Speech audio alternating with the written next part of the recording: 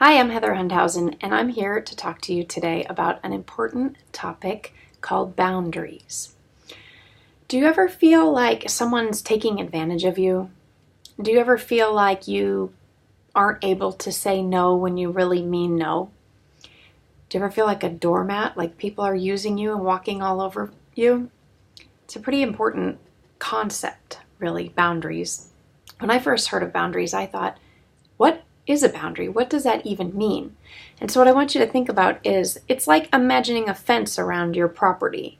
So your fence has a gate and you let people in that you want to have in, but it's kind of supposed to keep people out that you don't want in. It keeps your dog in, doesn't let your dog out, keeps other people's dogs out, they don't get in. And so this is what our boundaries are like, but these are emotional fences and gates. And our boundaries let us know what we are okay with and what we are not okay with. And many of us growing up were not allowed to express what we were okay with and what we were not okay with. Our parents, for most of us, just told us what we were okay with and what we were not okay with. And I know for me personally, I never learned how to listen to my own emotions, my own gut feelings, my own reactions. I was really way too concerned with being a good girl and making sure that I showed up the way that my parents wanted me to. I wasn't able to say no. Sometimes I wasn't even able to say yes when I needed something. Yes, I need that, because I was trying to take care of other people first. Does this sound familiar? Do you find yourself sometimes taking care of other people before you take care of yourself? Do you find yourself giving parts of yourself away that you don't want to give away? Do you find yourself overcommitting and saying yes to too many things? Do you find yourself saying no to things that you actually really do want to do? Maybe because of some social pressure or peer pressure or a pressure that you put on yourself to be a great mom or something like that. So I want to give you 3 tips about how you can use boundaries in your life and have it be more successful. And so in a minute, I'm going to tell you 3 tips. But I also wanted to share a quick story. So I was talking on the phone with this really amazing woman the other day. She was blowing my mind. Really intense, awesome, loving, passionate woman.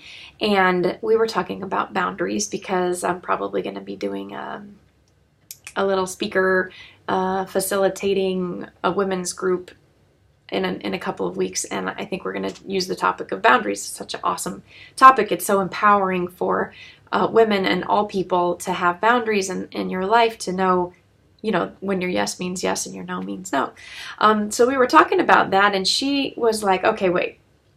So you're telling me that these people in my life are taking advantage of me because I don't have boundaries?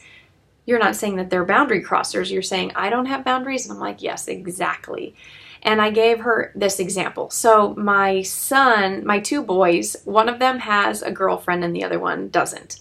And so I was talking to them about bullying. And I said, listen, when somebody bullies you, they're only going to get you. They're going to get your goat, right? If they hit a topic that's sensitive to you. And so I asked the boy who isn't interested in girls or love or any of that, how would you answer if I was a bully and I said to you, hey, I kissed your girlfriend, she's super pretty, and I started bothering you about your girlfriend? And he was like, well, that's stupid, because he doesn't have a girlfriend, he doesn't care about it. So then I said to the other guy who does have a girlfriend, hey, what if I was a bully and I said the same thing to you? And I was like, hey, I kissed your girlfriend, I think she's really pretty. And he was like, how do you even know what her name is? And he got all reactive and defensive. And I said, no, buddy, that's giving the bully a bunch of bait to keep bullying you. Did you see how your brother responded? He was like, no, you can't get me on this. It's not important to me. I said, so if a bully is trying to push you in your sensitive spot, it depends on how you react. So you actually give them fuel to bully you more if you answer in a way that isn't holding your boundaries tight and respecting yourself. And also knowing that this person is a boundary crosser and that they're looking for how to get across your boundaries. So let me give you 3 tips for how to use boundaries in your life. Okay, tip number 1, let your yes mean yes. Okay, so what does this mean? So you know what, let me start with let your no mean no. Okay, so tip number 1, let your no mean no. Tip number 2, let your yes mean yes. Okay, so tip number 1, let your no mean no. When somebody calls and says, hey, so-and-so is really sick, would you be able to fill in, blah, blah, blah, blah, blah, and you know that, if you were taking care of yourself, you absolutely would say no. That's letting your no mean no.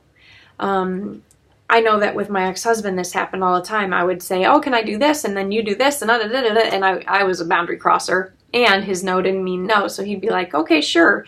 And then he was full of resentment and frankly, hated me. I'm pretty sure that's where one of the breakdowns of the marriage was. So if your no doesn't mean no, what's going to happen is eventually you're going to resent the people who are asking you to do so much.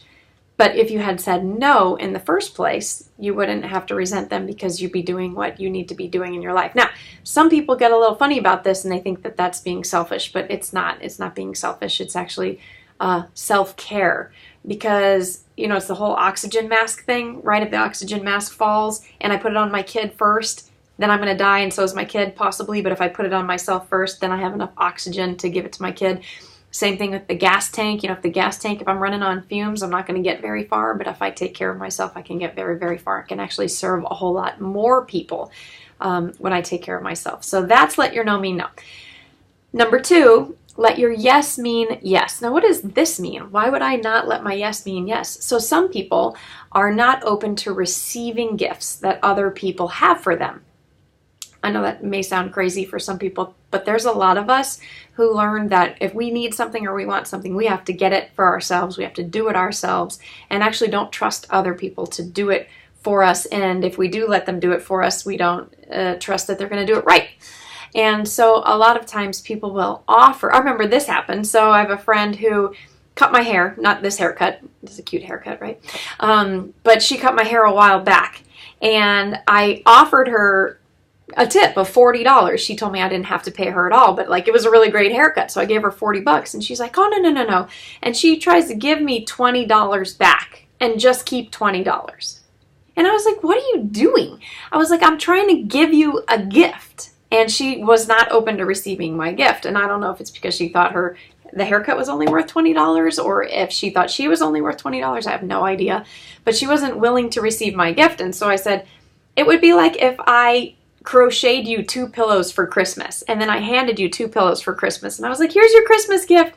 And you were like, you know what? I only want this pillow, but I don't want this pillow. She was like, that's ridiculous. I said, that's what you just did with my $40. Just take the whole $40. So this is when we want our yes to be yes. Yes, I receive what you're giving me. Yes, I receive what the universe has to offer me. My sister and I were talking the other day. Remember the movie Yes Man, where he says yes to everything? That's a little crazy for me. I don't think I could say yes to everything. But look at the life that he gets to live when he says yes to everything. He says yes to guitar lessons and yes to, just everything. It's hilarious. Great movie. So the last tip number 3, is about boundary crossing. So there's 2 subsections to this. There's subsection A and B. So subsection A is if you're a boundary crosser, and subsection B is if somebody else is a boundary crosser. So if you're a boundary crosser, the things you need to look out for are other people's no's. If somebody says, no, I don't want to do that, don't be like, I wonder how I can get around this no and see if I can turn it into a yes, and maybe I'll use my power of influence, and maybe I'll be manipulative, or, we have all different kinds of words that we use for trying to get people to say yes to us when they already said no. So be aware of other people's no's. And then the second one is when other people cross our boundaries. We just need to be firm. And being firm comes from knowing your emotions, knowing what makes you angry. A lot of us cut off our emotions. It's part of my coaching program, is learning how to feel your emotions again so you're able to say no. So your no means no and your yes means yes, and you know how to make decisions and you use your intuition to do all of this. So thank you for letting me share with you today. If you want more information, please check out the stuff that I have in this post below so that you can interact with me further. I'm looking forward to deepening our relationship together. Thanks for letting me share.